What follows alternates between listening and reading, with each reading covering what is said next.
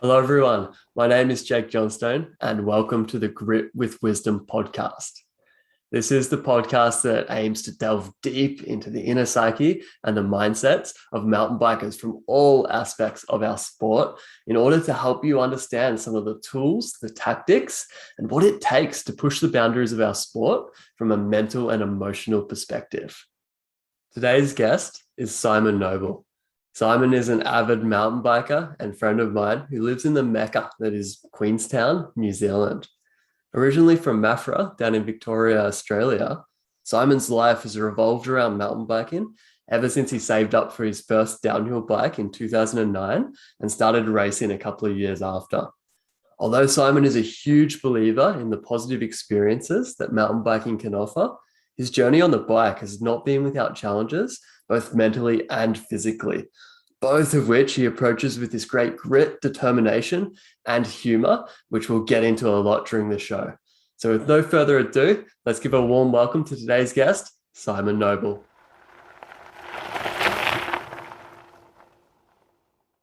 Okay, Simon, welcome to the show, man. It's awesome to have you here.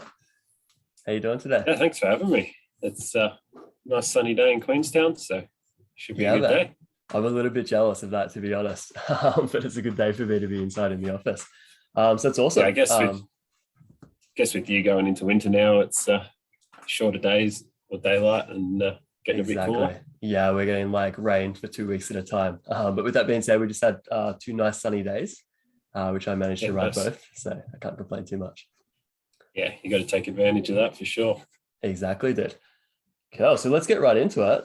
I'd like to go back, if we can, at the start to give people, a little bit of history of kind of some of the stuff you went through a few years ago before we kind of get into all the cool projects you're working on now.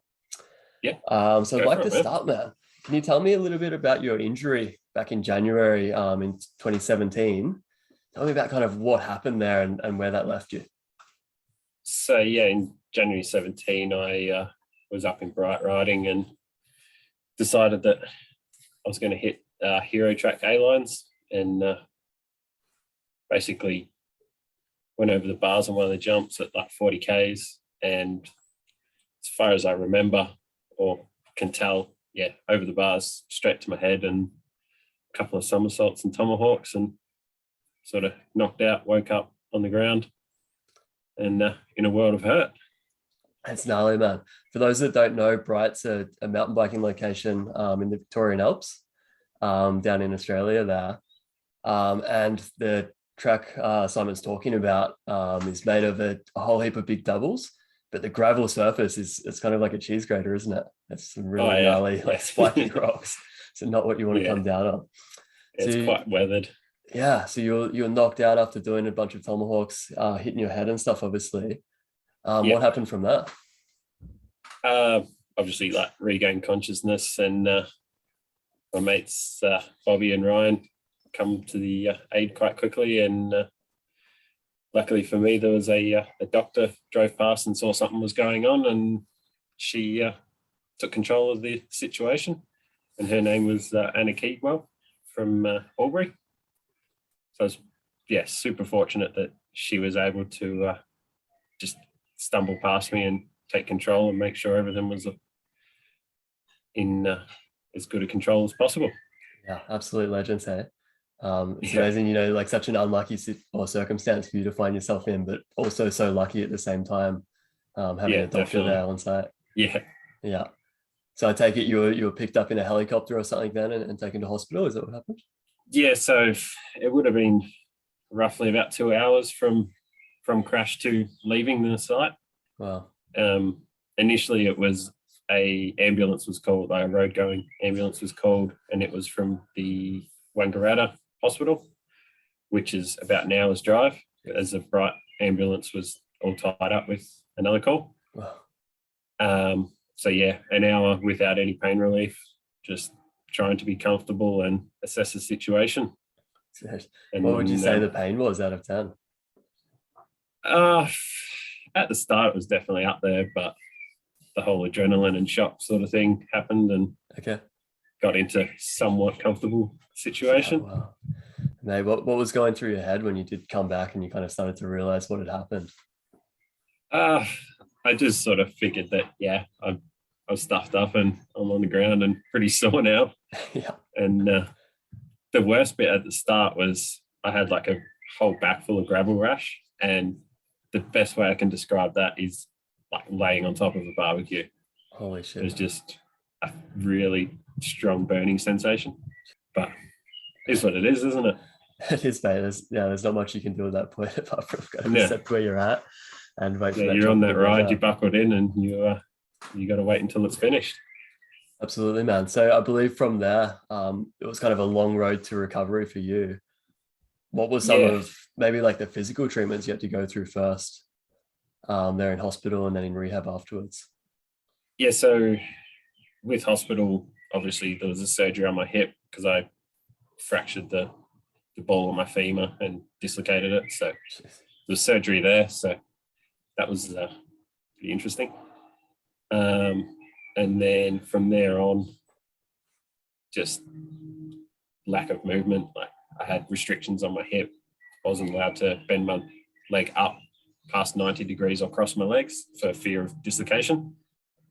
I did the T12 superior facet, so I had a back brace on, so that was pretty limiting as well, and then a sling for my collarbone. So Jeez, man.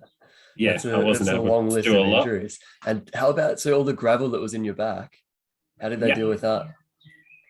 when I went into theatre for my hip, I just mentioned it. I was like, oh, I think I'm stuck to my bed sheets. Just want to check it out, sort of thing. And woke up with just a full back full of colloidal silver dressings, which are apparently quite expensive. Oh my God. Yeah, in the thousands of dollars. Wow. So you woke up stuck to your bed sheets and they literally had to pull that off you and put all this special dressing on. Yeah, pretty much. Yeah, dude.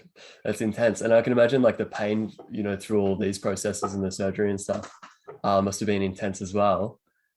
I was actually pretty much in no pain at all, just Really? because I was on a ketamine drip, so I was Okay. pretty off it. So that gave you the good stuff, eh? Yeah, Turns out ketamine's for mountain bikers as well, eh? Not just horses. yeah, apparently. That's crazy.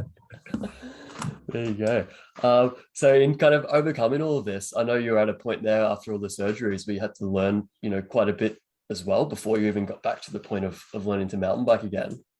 Yeah, definitely. Like there was 3 or 4 months in a wheelchair, so just learning to walk again was a pretty big step.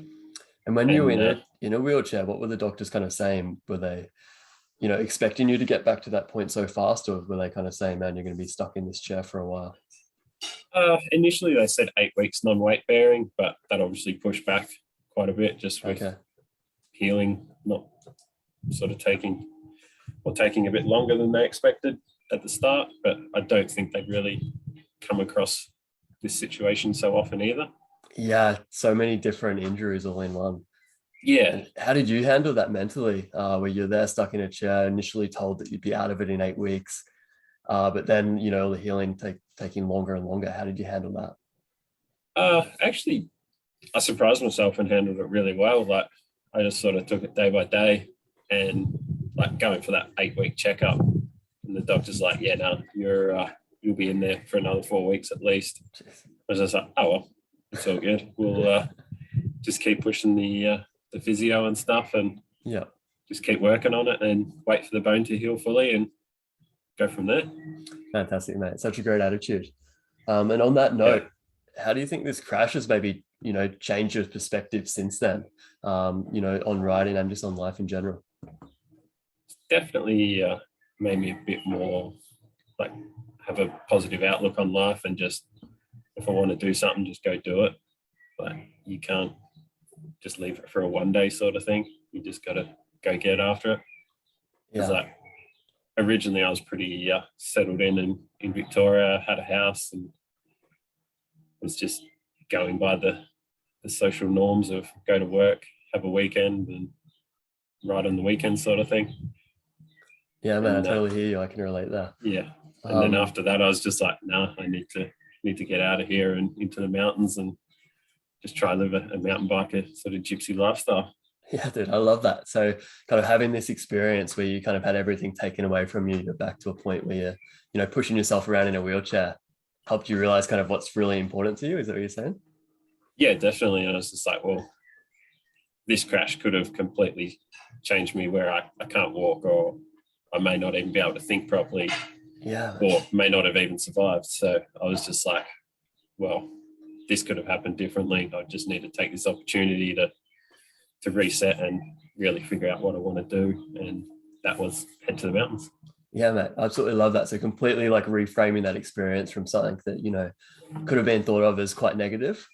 Having definitely. all that time off the bike and off work and in rehab, in and out of hospital, this stuff. But here you are, you've reframed it and you're like, hey, I can turn this into something great. Yeah. I guess somehow just, was positive about it and made it happen. Yeah, mate, it's the only way to be. So on that note, we've gone back, we've talked about where you were, back in 2017. Since then, obviously a lot's changed for you after having that new perspective and, going after your goals. Yeah. Tell me about what you're up to now. So I live in Queenstown in New Zealand now, which is still semi-close to home, but completely different lifestyle for sure. It's a pretty heavily mountain bike focused community here. Yeah, just getting after it and riding a lot. Absolutely, man. So yeah, you're living in Queenstown there in Mountain Bikers Paradise. Working at a bike shop, is that right? Yeah. I work at Bikeaholic in Queenstown in the most of the summer, sort of warmer months, and then into a ski shop for winter. Awesome, dude. So biking's not only a hobby, it's your work as well. Tell me about what you're doing when you're not at work right now. What are you training for? So right now I've been training for an Everest, and I've decided to call it the longest long day because I'm doing it on the summer solstice. Awesome. So 8,848 meters of elevation gained in one session. So It's going to be a bit of type 2 fun, but it should be good, hopefully. Mate, that is awesome. Just for those that don't know, like, what is an Everest challenge? I know it's been a bit of a craze the last year or so. Yeah, so an Everest challenge is you climb the height of Everest above sea level, and you need to follow the same sort of lap and just keep lapping it out until you get that vertical gain.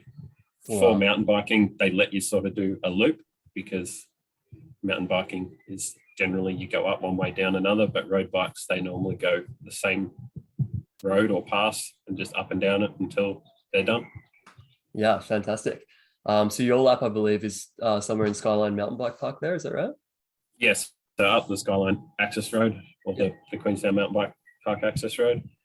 And then, just a mix of a few trails on the way down. I haven't fully figured out what way down I'm going yet. Okay. Because it needs to be steep, but also manageable with fatigue. Yeah. Have you got any favorite laps there that you've kind of got in mind? Oh, there's too many.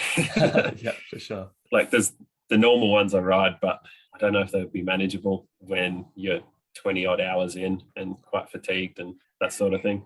Exactly. So you were anticipating this is going to be like 22 laps of Skyline Mountain Bike Park, is that right? Yeah. So awesome. It's roughly 400 meters of vert each lap. And how long do you think it's going to take you in total? Have you got like a rough idea? I've resigned to the fact that it'll probably take 22, 23 hours. Wow. So riding on the bike non-stop for 23 hours. Yeah, but I'm also hoping I can be fit enough to do it a bit quicker, or at least have some periods where I'm at a decent pace and then can relax a bit. Yeah, fantastic. And that kind of brings me to the point of like, why? Like we've talked about what you're doing, but why are you doing this, man? Why not? Yeah, great answer. I've always wanted to do an Everest. It's just been like, one day I'll do one. But this year in winter, sort of in June, there was like the slack season between summer and winter sort of fully kicking off, and I was just riding lots and managed to do a fair bit of it. And I was just like, stuff it. This is a year. Yeah. And so like June was like 14,000 meters of vert. July was like 51,000. Wow. And then, from there on, you have a lot of time thinking, going up a pretty boring road.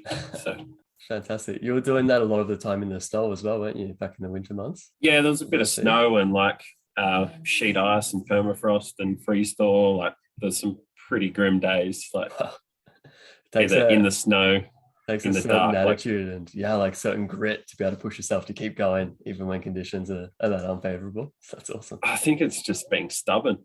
Yeah. just set a goal, and I'm just like, no, I got to do it. Yeah. And not happy about it, but I was doing it. Yeah, there was some days just like pissing rain for the whole ride, and you just like got a jacket on, hood up over your helmet, and you're just like literally looking at your front tire while you're riding up, and you're just like, I don't know why I'm doing it, but I'm going to do it anyway. No, that's awesome, mate. I can certainly relate. Riding through winter here in Vancouver. It's quite similar. Yeah, I dare say it's probably even worse because Yeah. we're not super high elevation here, and it's not too bad. Okay. You mentioned a term before, type 2 fun. What does that mean to you? I guess it's one of them things like type 2 fun is when you look back at it after you've recovered from all the pain and that sort of thing, you're like, actually, that was pretty fun. But in the time, you're just like, this is not fun at all. Absolutely. So yeah, a good thing to be getting out there and getting after it when you look back afterwards, but not so pleasurable during the moment. Yeah, definitely. That. Awesome, dude. And this particular challenge, you're not just doing it, for the sake of it, or because you like grinding away and suffering. You're doing it for a good cause as well. Can you tell us a little bit about that? Yeah. So I was like, I decided if I was going to do an Everest, I may as well try raise some money for someone, a good cause. So I was on the lookout, and I come across the Making Tracks Foundation. They are a charitable trust for making like sports and tourism accessible to everyone. So whether you can't walk or you're in a wheelchair or you need some form of help with accessibility, they're there to make tourism and sports a lot more accessible to everyone, which is quite cool. Yeah, such a great charity to choose, and such a good one that's so related to your journey as well. Having spent that time in the wheelchair and then back out there experiencing all the great things mountain biking can offer. Definitely. Like I've only had a small sort of glimpse at what life in a wheelchair is like, and I knew that I would be out of it. So for someone that's stuck in there for their life or a lot longer time, I can see that just being out and being able to do what everyone else does is a huge part of like just your sanity. Yeah, mate, exactly. So giving them the positive with life. Yeah, to kind of experience some of these same kind of life-changing outlooks you've experienced. Yeah, definitely. Awesome. Fantastic, mate. So we talked about, some of the tough things you've been through and some of the tough things you're putting yourself through by a choice now. I'm curious about it. I want to dig, a little bit deeper into your brain and into your mindset. Do you have any kind of key principles that help you operate in an optimal state of mind for mountain biking? I guess for me, the more I ride, the more positive I am as a person, and just the happier I am with life. So I guess it just feeds on, if I ride more, I'm happier. So just keep riding. Absolutely, man. Yeah, it's a great self-fulfilling cycle. Hey, the more we do, the more we want to do, and the better we feel, and so on. Yeah, for sure. Fantastic. So that's kind of part of the reason that it inspires you kind of getting out day after day after day. Yeah, definitely. And just pushing for personal vertical goals or time or how many laps of the bike park I've done each day. Like it's just small goals that make it sort of quite enjoyable still. And then some days I'll just go do a lap or half a lap or something like that if I'm not feeling it, and heaps of fun still. How does your mindset differ when you are just say having a chill day in the bike park, not really going for any goals, versus when you were maybe out there racing in the past, or when you are, completing one of your pretty intense challenges? Do you kind of get into different mental states, or you? I feel like I'm reasonably consistent. As a racer, I'm not a very good one. I don't think I have just the full racer mentality as such, but when I was racing, it was more for the community and just riding different tracks with your mates and just the whole tight-knit community of mountain biking. Yeah, and fantastic. A race now is just a good fun thing to do, where I don't take it too serious, but like to do well. But Queenstown's pretty stacked with talent, so it's a tough field out there. Yeah, definitely. Awesome, man. Yeah, so doing it more so for the fun rather than doing it, to win or for your ego or anything else like that. Yeah, definitely. Love it, man. And aside from kind of doing all this climbing, you also ride some pretty gnarly stuff on the way down as well. I'm curious, when you're there in the bike park, or maybe you're in a new place for the first time, what goes through your mind when you assess a difficult line for the first time? Well, it's hard sometimes. Sometimes you're feeling real good and confident, so you're just like, I got this. Have a quick look, check for any sort of things that are going to catch you out, and you can send it, or sometimes I'll look at it and I'll just have a moment of doubt straight away and I'll have to walk away from it. And sometimes it's a number of times before I even think about hitting it. Yeah, it's a great skill to have. So you're able to kind of assess things really quickly and decide whether you're feeling it or you're not. Yeah, and just try not let that ego get in the way of being like, nah, you got to do it. Like everyone else is doing it, sort of thing. You just like, no, it's not me today, and just move on. Enjoy the rest of your ride, sort of thing. Yeah, don't let it get in your way. Sometimes I find that can be harder to walk around things than to actually just like give into the ego and do it. Yeah, definitely. And sometimes like physically walking down is harder than riding it. But yeah, especially on the steep stuff there in Queenstown. Yeah, definitely. Awesome, mate. Do you ever find yourself in a situation where you're looking at a feature and you're like, I know in my heart that I have the skills to do this, but maybe you've looked at it for a bit long and you get a bit of a mental block? Do you ever find yourself in a situation like that? Oh yeah, 100%. Yeah. And what do you do when you get into a situation like that? Normally just leave it. But there was one feature on an unsanctioned trail around here that's quite a steep run into like a decent drop and then steep run out into a pretty fast corner. And yeah, I looked at it probably 10 times throughout like a year and a half and just never felt it every time I got there. Friends had ridden it. Like while I was there, they'd show me what to do. I knew what I needed to do, just wasn't feeling it, didn't want to push it. So I'd ride around it. And then, one time it's just like, nah, today's the day. Look at it, make sure it's all the same as what you remember. And you just know once you're in. And sort of about a meter before the drop, you just off the brakes and prepare for it, land back on the brakes and prepare for the corner. That's awesome. And how did you feel afterwards? Quite stoked to like have ticked it off, but then I was just like, oh well, I knew I could have done that anyway. So it's just one of them things, like just ticking a box and being like, yeah, that one's done now. No, that's fantastic. I think it's definitely super important to go around things like until we're feeling it and just leave it for another day if that day ever comes. Yeah, for sure. And it's like I live here anyway, so it's not like you're here for a weekend and you want to tick these things off and you need to do it there and then. Exactly. I love saying that too about the rock features here in Vancouver. Like, that rock's always going to be there. I don't have to ride it today. Definitely. Yeah. And then like on Squid Run, Squid Run's got quite a steep little rock chute near the lower part of it. And I only ticked that off like the end of last summer. So I remember that one, mate. I was always walking around it. Yeah, it's pretty decent. But once you you get there and you look at it and you realize that when you're G'ing out in the corner or before the corner in the bottom, you've got all the braking traction in the world. So it's actually semi-safe, I guess, as much as a 10-meter sort of ish tall rock face is. Yeah. Yeah, I love that. So looking for the positives, like what can you do to maybe reduce that risk as much as possible with the skills you have? Yeah, definitely. And I guess it's a subconscious thing a lot of the time as well. But like if I'm riding most days, it's just a thing that happens now. It's not something I really need to think about all the time. Yeah, that's an awesome point when you get to that, isn't it? Yeah, definitely. It's just like an extension of you. Yeah, let the thinking brain turn off and just do what you know. Yeah, like just have fun. So in order to like get yourself into a state where you are able to kind of shut out all the thoughts and get rid of all the noise in your head there, do you have any kind of routine, before riding? I guess have a good night's sleep's always good. Absolutely. But in these challenge months, I sometimes don't get much sleep, but that's all good.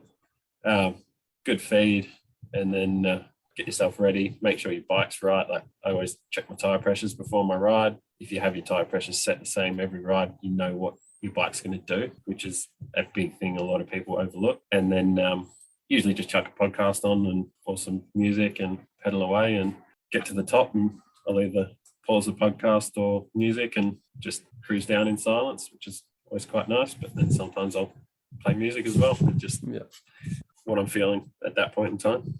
Absolutely, mate. So listening to how your body's feeling that day. That's awesome. Yeah, definitely. I know you're a big climber. Do you find the climb helpful as well to maybe unwind from, any outside stresses from life before you are dropping into these gnarly lines? Yeah, definitely. Like if you're thinking about anything else when you're riding down, it's quite a distraction. So you just get deep in your thoughts on the way up and then just worry about what's happening in front of you on the way down. Do you have any influences that kind of, help shape this way of thinking and yourself as a writer? Definitely not much of a reader, so not a book or anything like that that's influenced me so much. But there's been some real good podcasts I've listened to over the years. Like Gypsy Tales has had some real cool, interesting like coaches and things on there. So he's definitely one that's worth listening to if you can get over an Australian accent. Yeah, fantastic. And just the Queenstown community as well. Like, yeah, awesome, mate. So not so much a particular person, but the community as a whole, all the guests on the podcast and all the people living down there in Queenstown. Yeah, like it's just a cool place to be. And for me, it pushes me to want to be better and just do some cool shit. Was that a big draw to move in there in the first place? Just knowing that there was kind of this mountain bike scene going on there? Yeah, definitely like the mountain bike scene, but I didn't realize the community would be so welcoming. I would have thought it would be a bit more cliquey and that sort of thing, but it's real cool.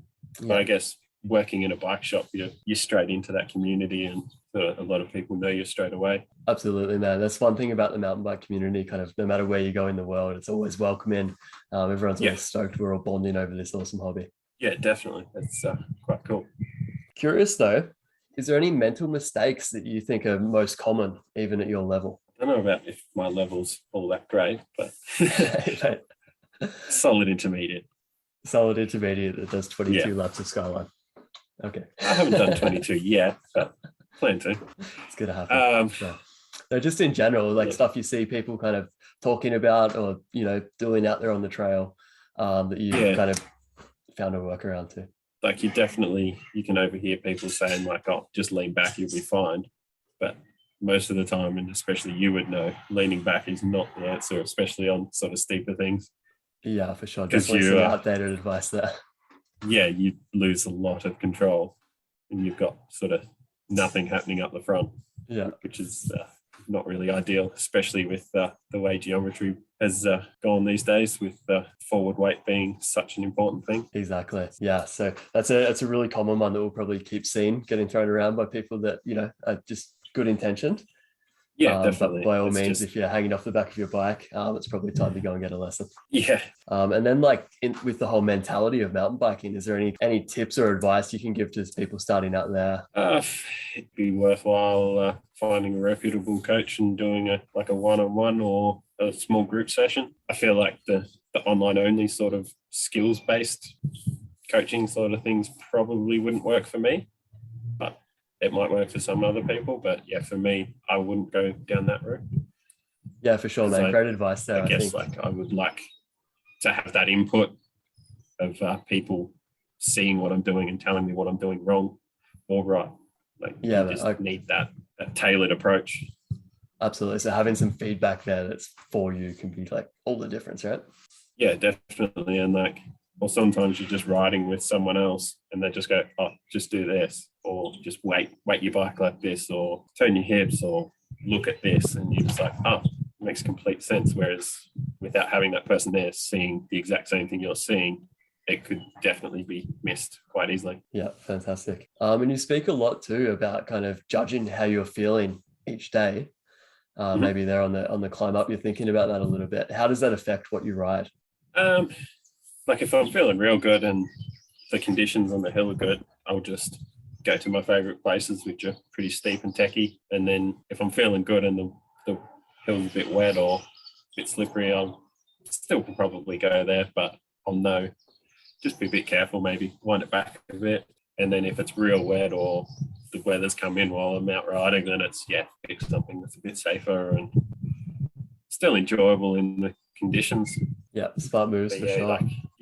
Don't set out a ride fully locked into what you want to do without sort of taking into account the outside influences or just the way your body's feeling and your mental state. Absolutely. So if you are having a bit of a day where you're maybe a bit wound up or something like that from something outside of riding, how does that affect what you choose to ride? I'd probably sprint my way up the hill a bit faster and get rid of that excess energy or pent up sort of feelings. And then, half the time I'll sit at the top for a few minutes and just go, what way am I going to go down? And normally just like, oh, I don't know, and then just pick my standard like steep techie trails that I seem to just lap out all the time. But I guess if you're really sort of agitated or you can't focus, probably pick something a little less high consequence and just enjoy bikes for bikes and just being out and about. Like, you don't want to be doing some really exposed trail while thinking about whatever's got you pissed off. Like, it's absolutely not. Potentially just going to piss you off more when you end up off a cliff or something. Yeah, could get a lot worse, that's for sure. That's some great advice there for everyone listening as well. Kind of, if you are feeling a bit off or you've got lots of stuff going on in your head, maybe a hard sprint up the hill like Simon does can help release that energy. Or even just taking a moment to be kind of quiet and still and have a think about what you're feeling about running at the top. Yeah, definitely. Like, you could get yourself into a fairly bad situation pretty quick if you're not paying attention to what you're feeling and what your body's saying to you. Yeah, like sometimes if you're having a pretty average day, just bomb down a green run and just have it, throw your bike around and that sort of thing, and just have a bit of fun. And don't worry about trying to tick off that double black or something like that. Just be out there on the bike and have fun. Exactly, mate. Yeah, super important to always keep that in mind. Like, that's the why we started mountain biking in the first place. Probably almost all of us. It's to be out there and have fun. So it doesn't matter how good you get. Ride to what you're feeling each day, and don't worry about how hard the trail is you're riding. Yeah, most important thing is just have fun. Exactly, mate. Well, that's fantastic. I've got lots of good stuff out of this, and I'm sure everyone listening has picked up a thing or two as well. We're gonna wrap up here shortly, so you can get out there and get up the hill. I'm curious, before you head off, mate, where's your training at the moment? How many meters are you doing a day? I haven't locked in what I'm doing this month fully, but I've sort of got the idea of doing 56,789 meters this month. Wow. So it's roughly 1,800 meters a day, or in the high 1,800s. But I don't know if I'll stick to that just yet. But okay, now that I've said it, I probably should. Absolutely. And I know you've been doing a few quizzes on Instagram with kind of asking for people's input on how much you should climb. Yeah. So if anyone wants to see Simon maybe up those numbers a little bit, maybe push himself, if 1,800 isn't enough, where can they go to follow you on Instagram? So the longest long day is the event page, and then I've got like my personal Instagram as well, which is Siamese, like it's SIMEEZE. On that note as well, if anyone wants to donate to the Making Tracks Foundation through Simon's Everest Challenge, I believe they can also do so via the Longest Day Instagram. Is that right? Just a link in the bio in both of them. So yeah, you can just go to the Give a Little page, and if you want to donate a little bit, that'd be sweet. Otherwise, if you want to send me a message or something, that's even better. Fantastic. Encouragement. So just to clarify, that was the longest long day, wasn't it? Yeah. Awesome, man. I know there's a few accounts out there, so just wanted to be clear. There's a picture of a snow-capped mountain with a rider inset. Well, thanks so much for taking the time out of your day and having this chat. I found it super helpful, picked up lots of good stuff. I'm sure everyone listening has as well. Yeah, I'm going to let you put up with my... We're starting to cut out a little bit there, so I'll let that kind of be it and let you get after that 1,800 meters. Cheers, man, for having me on. Yeah, until next time, keep up the good stuff.